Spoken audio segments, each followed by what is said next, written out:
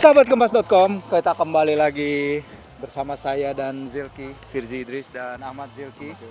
Kita akan, ya kali ini kita di luar aja ya, sambil kita jalan-jalan lah ya, biar rada santai daripada di ruangan mulu, di studio mulu bosen. Kita akan bahas Timnas Indonesia menghadapi Vietnam. Nah, Zilki ini dari kemarin ngikutin terus nih Timnas Indonesia persiapannya, termasuk ketemu pemain-pemainnya Ki ya. Kita ketemu banyak kemarin. Hampir semua ya ketemu ya di acara media day-nya PSSI, dan ini laga yang gak akan mudah pastinya menghadapi Vietnam yang ya kita tahu kita menang lawan mereka di Piala Asia, tapi kan Vietnam pasti akan balas dendam. Gimana Ki ngelihat teman-teman di timnas nih? Yang pasti salah satu poin positif dari pertandingan nanti lawan Vietnam adanya para pemain baru ya, seperti gitu. Tan Chuaun, Oke. terus ada dari pemain kita ya. Terus ada beberapa pemain lagi yang mungkin bakal memperkuat antara di pertandingan kandang atau pertandingan tandang ya. Yang pasti semua itu bakal menambah poin positif. Tapi Kita ini aja deh, kalau itu kan nama-nama itu akan memperkuat posisi-posisi apa aja Ki? ada Nathan tuh bakal memperkuat posisi back. Dia tuh Nathan itu back kiri apa kanan? Back kiri. Nah, ini menariknya tadi sempat disinggung ke Pratama Arhan, karena Pratama Arhan selama ini kan selalu memegang kendali di posisi back kiri. Sekarang mempunyai saingan ya, ada siapa? Ada Nathan, yang pasti dia bilang itu justru bukan menjadi beban untuk dia, justru itu malah jadi poin positif karena dia lebih mau bersaing, nantinya bakal memperkaya peta persaingan di posisi back kiri. Dan itu sih salah satu poin positifnya. Terus nantinya juga ada selain Nathan, Ragnar itu apa? Penyerang sayap ya. Dan tadi juga sempat disinggung bagaimana kalau nantinya dia diubah posisi di posisi penyerang. Dia bilang dia siap semuanya dia bilang siap untuk bermain di bukan posisi aslinya dia. Dan itu salah satu hal yang bagus juga sih. Dan terus yang pasti sih pertandingan lawan Vietnam ini sangat penting ya, karena dua pertandingan kita belum pernah menang di kualifikasi. Pertama kita kalah lawan Irak, Basra ya. Terus kita imbang lawan Filipina di Manila ya. Dan yang pasti ini kalau misalnya kita dua pertandingan ini seharusnya kita harus bisa mencuri poin, menang sih seharusnya, karena dengan kemenangan itu kans kita untuk melaju ke putaran ketiga itu semakin besar ya intinya. Jadi selain Nathan ada Jay ya. Jay itu back juga kan? Jay itu back. Iya, back. Sekarang bermain di Venezia Serie B. Ada si Tom Hey kalau gue lihat menit mainnya dia main terus ya bagi Heerenveen di Liga Belanda. Ragnar itu sebenarnya penyerang, tapi dia banyak dimainin di sisi kiri atau di sisi attacking midfield, tapi dia belum golin, belum assist ya musim ini. Terus siapa lagi? Kalau Tom Hey ini kayaknya kita kan tahu ya, lini tengah kita kan sebenarnya udah ada Ivan, udah ada Justin, tapi Mark Locke, Ricky. Nah sekarang nambah lagi ke daleman nih. Betul. Tom Hey itu bakal starter nggak ya Ki kira-kira?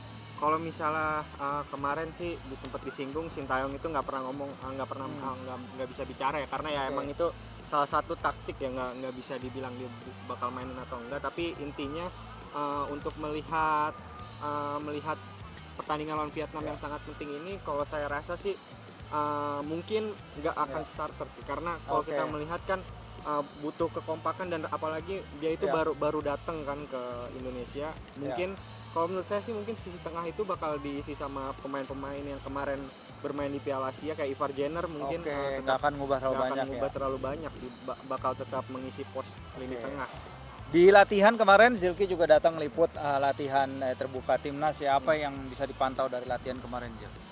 Yang pasti kalau kemarin latihan, Sintayong bilang yaitu cuman pemulihan, karena mereka ini kan baru datang dari jauh ya, ada yang dari Eropa, ada yang dari mana, conditioning ya. Nah, mungkin Sintayong bilang itu 1 atau 2 hari dia baru memberikan latihan taktik.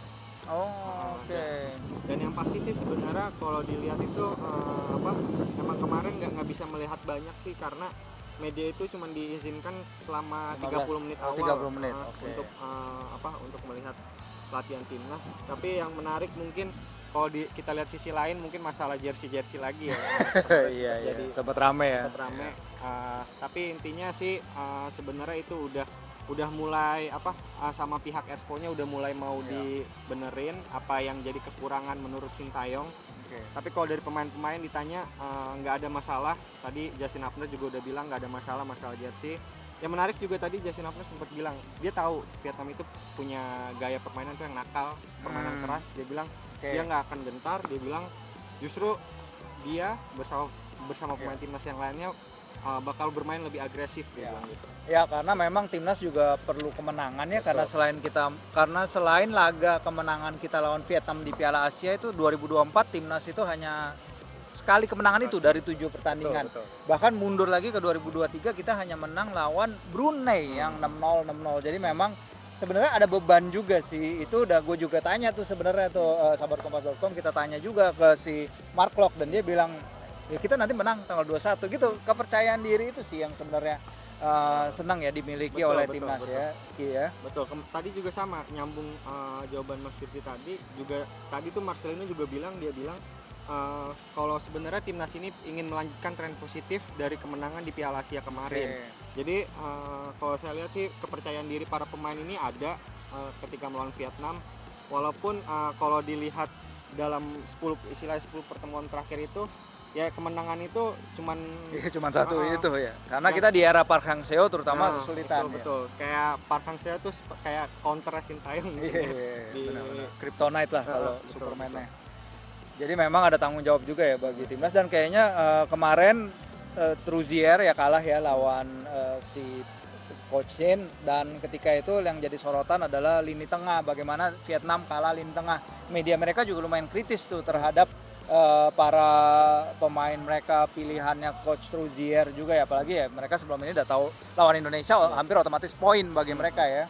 Tapi ya sekarang tentu kita mengharapkan hasil berbeda. Pertandingan itu akan bergulir Kamis tanggal 21 pukul 20.30 ya. Pukul 20.30 dan ada nantinya di hari Selasa bermain lagi di tanggal 26 di Hanoi. Di markasnya Vietnam. Ya jadi sebenarnya kalau dilihat dari kemarin pemain Vietnam bilang itu sebenarnya mereka itu pingin tuh di GBK itu mereka raih hasil imbang.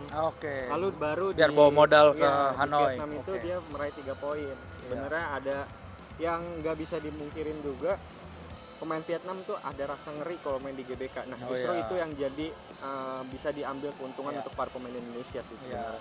Gue ingat terakhir kali kita main lawan Vietnam di GBK tuh 0-0 ya di Piala AFF ya 2020. Ya itu dah. Pokoknya kita mendoakan pasti yang terbaik bagi timnas dan ya semoga pasti harapannya menang ya, apalagi pertandingan bergengsi seperti ini memperbaiki performa timnas selama 2024 dan membawa itu tadi kita membawa modal bagus ke Hanoi berikutnya.